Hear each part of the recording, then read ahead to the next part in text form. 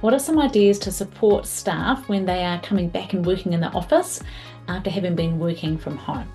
Now, it's quite a transition, and there are obviously lots of pros and cons to working from home, to working in the office. There are lots of benefits of having your team members back together in the office, but there may also be things that they're missing from the flexibility that they had. So here are just 4 little tips for you. Number 1 is to continue to provide a level of flexibility if at all possible. Okay, it's a really great benefit that can help you have fantastic team members that stick with you for longer, because they are able to achieve a great life balance. That means that they're going to stick with you and not look elsewhere.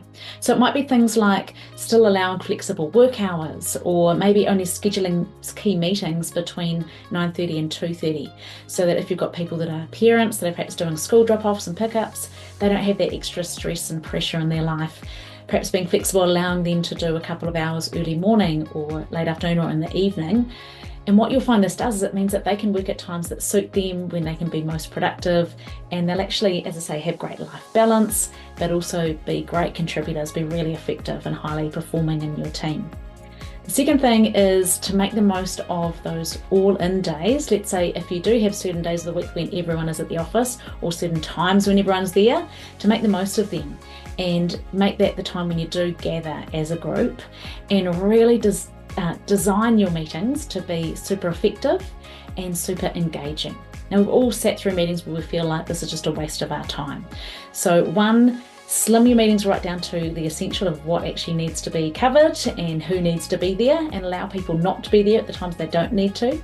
But one thing I'd encourage you to do when everyone is there is something that's going to build connection. So I've got other articles on the website. You can search under the blog for ideas to build connection moments in your meetings.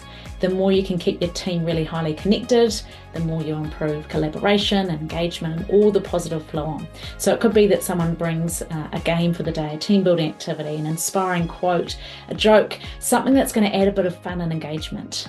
So encourage you to make the most of those meetings and when everyone is gathering. The third thing is to encourage people to make the most of their commute.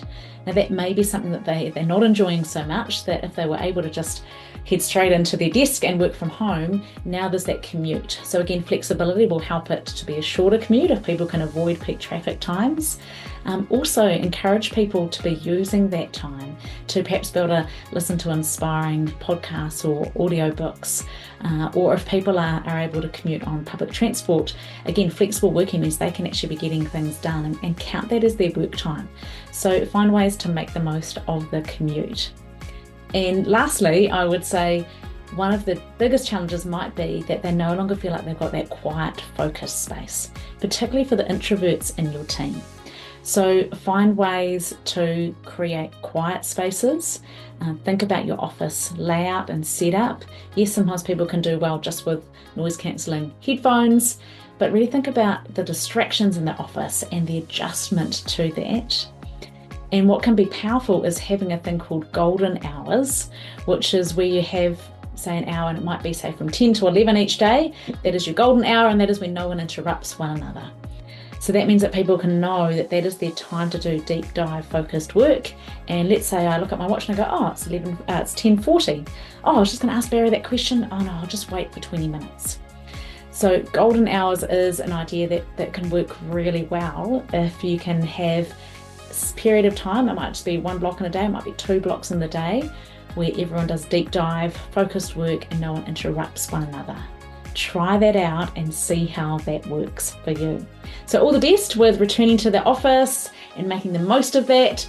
Comment below, let me know what are some of the things that you do that help you work at your best, being back in the office, and let me know if there's any other questions I can help with.